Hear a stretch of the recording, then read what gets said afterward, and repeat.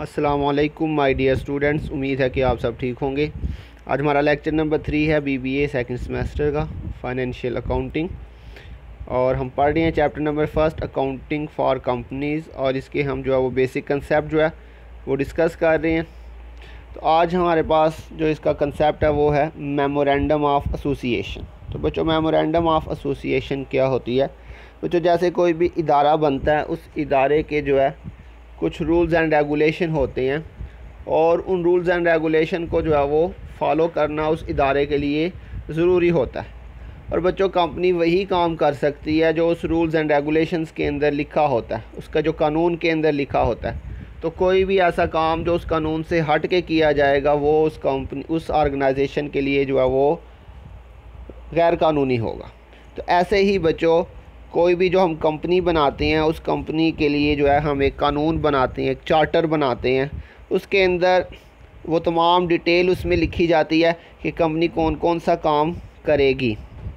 तो बच्चों, कंपनी वही काम कर सकती है जो उस चार्टर के अंदर लिखा होगा। तो कोई भी ऐसा काम जो उस चार्टर में, उस कानून में नहीं लिखा हुआ, अगर कंपनी उस काम को करती है तो वो उसके लिए इल्लीगल होगा। तो जैसे कि फॉर एग्ज़ाम्पल अगर हम कॉलेज की बात करें, तो बच्चों जैसे कॉलेज है, तो कॉलेज जो है वो कौन कौन सी डिग्री करवा रहा है। For example ICom, BCom, MCom, BBA. तो इसी तरह से बहुत सारी जो डिग्रीज़ कॉलेज करवा रहा है, तो ये सारी डिग्री जो है ये कॉलेज के लिए ऑफिशियल है, क्योंकि इनकी जो है कॉलेज ने जो है वो परमिशन ली हुई है। लेकिन अगर कॉलेज जो है कोई ऐसी डिग्री करवाता है जिसकी कॉलेज के पास परमिशन नहीं है, तो वो कॉलेज के लिए क्या होगा बच्चों? इल्लीगल होगा, और उसके कॉलेज के ख़िलाफ़ कार्रवाई हो सकती है। तो ऐसे ही कंपनी के अंदर कोई भी काम जो है वो पहले से जब हम कंपनी को रजिस्टर करवाते हैं उस वक़्त ये मेमोरेंडम ऑफ एसोसिएशन भी हमें जो है वो देना पड़ता है। इसके अंदर डिटेल लिखी होती है कि कंपनी कौन कौन से काम कर सकती है। फॉर एग्ज़ाम्पल एक कंपनी है, उसने लिखा हुआ कि वो सर्जिकल का काम करेगी, तो बच्चों वो सिर्फ सर्जिकल का ही काम करेगी, स्पोर्ट्स का काम नहीं कर सकती। अगर किसी कंपनी ने अपने मेमोरेंडम में लिखा है कि वो स्पोर्ट्स जो इक्विपमेंट्स है वो बनाएंगी, तो बच्चों वो सिर्फ स्पोर्ट्स इक्विपमेंट ही बना सकती है, वो सर्जिकल के इंस्ट्रूमेंट नहीं बना सकती। तो बच्चों यहाँ पे ज़रूरी है कि अगर हम एक से ज़्यादा काम करना चाहते हैं तो हमें मेमोरेंडम ऑफ एसोसिएशन में मेंशन करना पड़ेगा। अच्छा बच्चों, ये भी ज़रूरी नहीं कि हम एक ही काम करेंगे, तो बच्चों हम एक से ज़्यादा काम भी कर सकते हैं। एक कंपनी जो है वो एक से ज़्यादा काम भी कर सकती है, लेकिन जो भी काम करने हैं, एक करना है, एक से ज़्यादा करने हैं, वो सारे काम जो है वो मेमोरेंडम ऑफ एसोसिएशन में हमें शो करने पड़ेंगे। इसको ऊपर से रीड कर लेते हैं बच्चों। लिखा हुआ है, it is the charter of the company. Charter का मतलब होता है कानून। It is the charter of the company which define the rights, powers and objective of the company and determine its relationship with other persons. तो बच्चों, memorandum of association जो है ये किसी भी कंपनी का कानून होता है जिसके अंदर उसकी राइट्स, उसकी पावर्स और उसके ऑब्जेक्टिव जो है ये मेंशन किए जाते हैं। और इसके अलावा कंपनी के जो दूसरी कंपनीज़ के साथ जो रिलेशनशिप हैं, दूसरे लोगों के साथ रिलेशनशिप है, वो भी मेमोरेंडम ऑफ एसोसिएशन में मेंशन किए जाते हैं। तो बच्चों ये वेरी इंपॉर्टेंट डॉक्यूमेंट होती है किसी भी कंपनी की, और रजिस्ट्रेशन के वक्त हमें ये डॉक्यूमेंट जो है वो जमा करवानी पड़ती है। इसके बगैर कंपनी की रजिस्ट्रेशन नहीं हो सकती। तो कंपनी स्टार्ट करने से पहले, बल्कि कंपनी को रजिस्टर करने से पहले हमें उसका मेमोरेंडम ऑफ एसोसिएशन बनाना पड़ता है। उसके बाद नेक्स्ट हमारे पास है आर्टिकल ऑफ एसोसिएशन। बच्चों ये सेकंड इंपॉर्टेंट डॉक्यूमेंट है। जो मेमोरेंडम ऑफ एसोसिएशन है वो फर्स्ट इंपॉर्टेंट डॉक्यूमेंट है कंपनी की रजिस्ट्रेशन के वक्त जो हमें जमा करवानी पड़ती है। तो बच्चों मेमोरेंडम के साथ साथ हमें आर्टिकल ऑफ एसोसिएशन, ये एक हमारी सेकंड इंपॉर्टेंट डॉक्यूमेंट होती है जो कि हमें at a time of registration जो है वो जमा करवानी पड़ती है। ये भी हमें कंपनी को रजिस्टर करवाने से पहले बनानी पड़ती है। इसके अंदर बच्चों कंपनी को चलाने के बारे में जो रूल्स एंड रेगुलेशन होते हैं वो इसमें मेंशन होते हैं। मैं आपको एग्जांपल देता हूँ, उससे आपको ज़्यादा क्लियर हो जाएगा। जैसे अभी हमने अपने कॉलेज की बात की, तो बच्चों कॉलेज जो है वो कौन कौन सी डिग्री करवा रहा है। For example ICom, BCom, MCom, FSc, BBA. तो ये डिफरेंट टाइप की डिग्रीज़ करवा रही। तो बच्चों जो कंपनी डिग्री करवा रही है वो मेमोरेंडम ऑफ एसोसिएशन में मेंशन होगा, और आर्टिकल ऑफ एसोसिएशन में क्या होगा कि हम वो डिग्रीज़, वो काम जो हम करवा रहे हैं उसको हमने मैनेज किस तरह से करना है। बच्चों दो बातें हैं, क्या काम करना है और उसको किस तरह से करना है। तो बच्चों मेमोरेंडम में क्या मेंशन होगा कि हमने कौन सा काम करना है, और आर्टिकल ऑफ एसोसिएशन में मेंशन होगा कि हमने उस काम को किस तरह से करना है। जी बच्चों, मुझे उम्मीद है आपको समझ लग गई होगी मेमोरेंडम में क्या होगा, कौन सा काम करना है, और आर्टिकल में हम लिखेंगे कि उस काम को किस तरह से हमने परफॉर्म करना है। जैसे कि बच्चों अगर हम कॉलेज की बात करें तो ये तो हमने डिफ़ाइन कर लिया कि कॉलेज जो है वो कौन कौन सी डिग्री करवा रहा है। अब बच्चों उन डिग्रीज़ को हमने मैनेज किस तरह से करना है, उसको हमने परफॉर्म कैसे करना है, उसके लिए बच्चों कॉलेज जो है वो अपना टाइम टेबल बनाएगी क्लासेस का।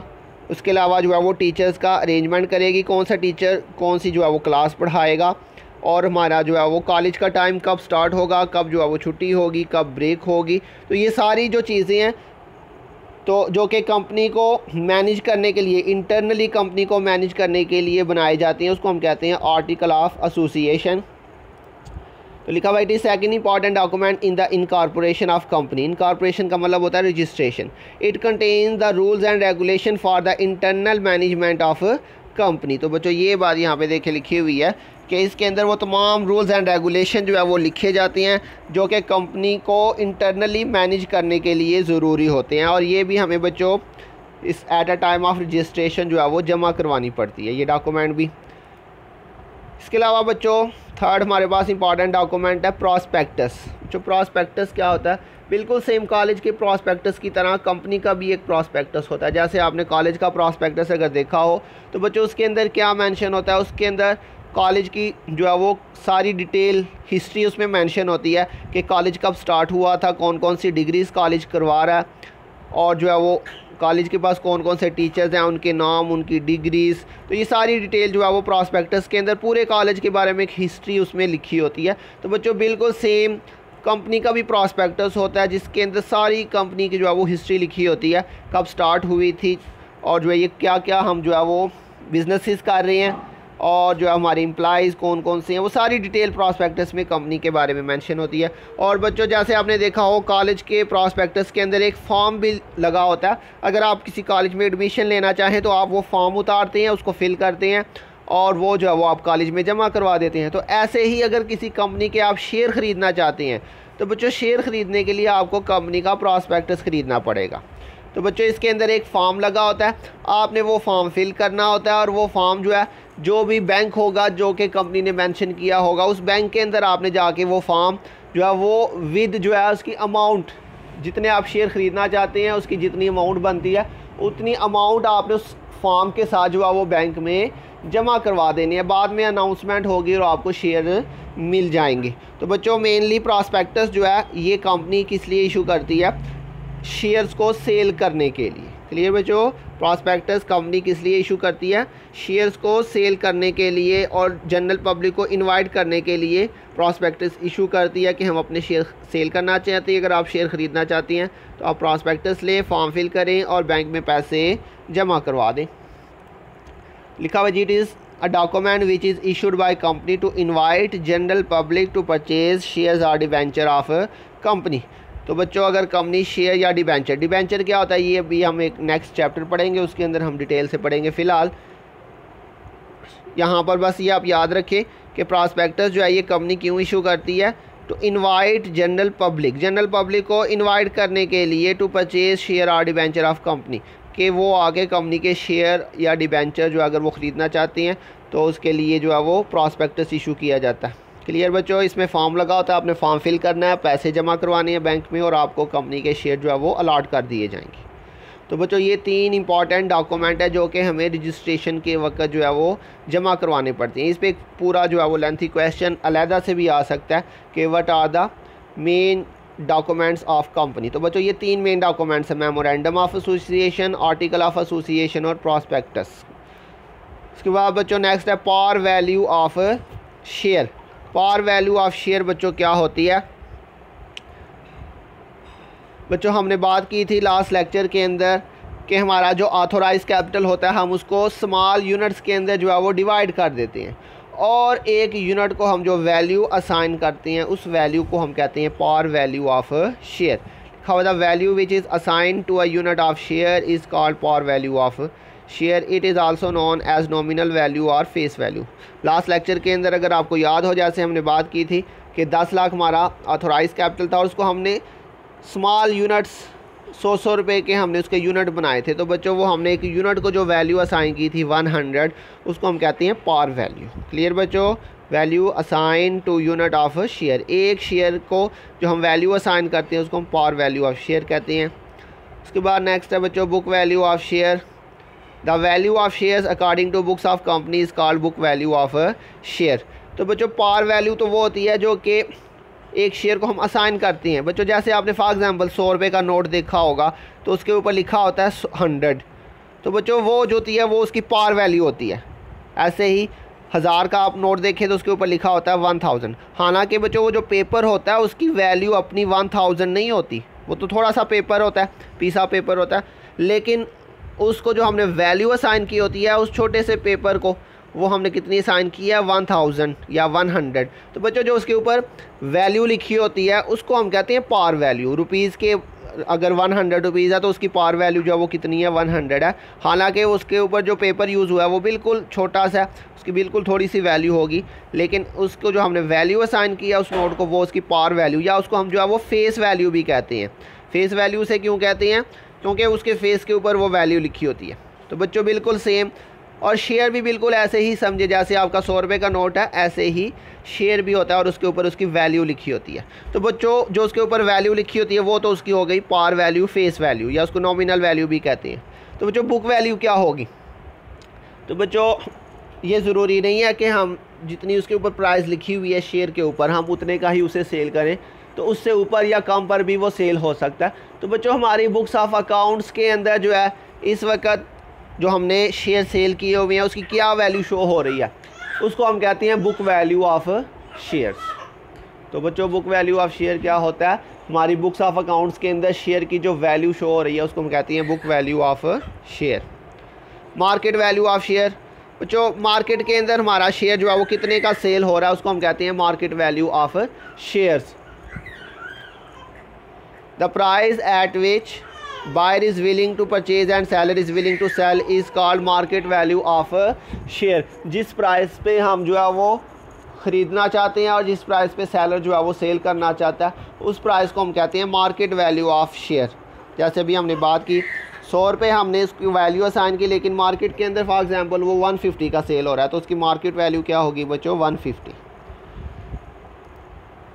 Issue of share at premium, if share is issued above par value it is called issue at premium. बच्चों 100 रुपये का शेयर है, फॉर एग्जांपल आपने इसको 110 रुपये में सेल कर दिया, तो बच्चों ये कहलाएगा इशू एट प्रीमियम। देखिए क्या लिखा हुआ है, share is issued above par value, ये पार वैल्यू थी, अगर आपने पार वैल्यू से ऊपर पे सेल कर दिया तो ये कहलाएगा इशू एट प्रीमियम। और इसके अंदर प्रीमियम कितना होगा 10 रुपये, इसमें बच्चों क्या होगा प्रीमियम। पार वैल्यू से ऊपर जितनी भी वैल्यू होगी वो आपका प्रीमियम कहलाएगा, तो ये आपका प्रॉफिट है।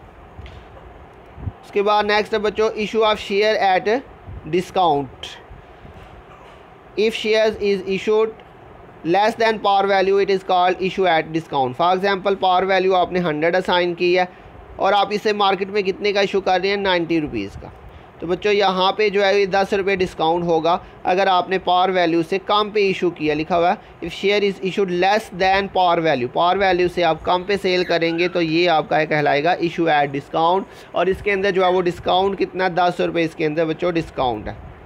उसके बाद बच्चों है शेयर होल्डर। शेयर होल्डर कौन होते हैं? वो लोग जो कंपनी के शेयर ख़रीदते हैं उसको हम शेयर होल्डर कहते हैं। बिल्कुल सिंपल है बच्चों, the person who purchase the share of the company is called share holder. वो लोग जो कंपनी के शेयर ख़रीदेंगे उन लोगों को हम शेयर होल्डर कहते हैं।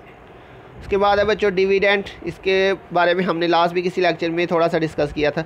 बच्चों कंपनी के जो शेयर ख़रीदे जाते हैं उसके ऊपर आपको कंपनी प्रॉफिट देती है, तो वो जो कंपनी आपको शेयर के ऊपर प्रॉफिट देती है उसको हम जो है वो अकाउंटिंग की ज़ुबान में क्या कहते हैं डिविडेंड कहते हैं। कह रहा profit issued by company on share is called dividend. तो शेयर आपने ख़रीदे हैं उसके ऊपर आपको कंपनी प्रॉफिट देगी। और बच्चों ये प्रॉफिट जो है ये कंपनी आपको एनुअली भी दे सकती है, सेमी एनुअली भी दे सकती है। ये कंपनी इसके ऊपर डिपेंड करता है कि वो साल बाद प्रॉफिट देती है या कि साल में 2 दफ़ा देती है। लिखा हुआ dividend can be issued annually और सेमी एनुअली।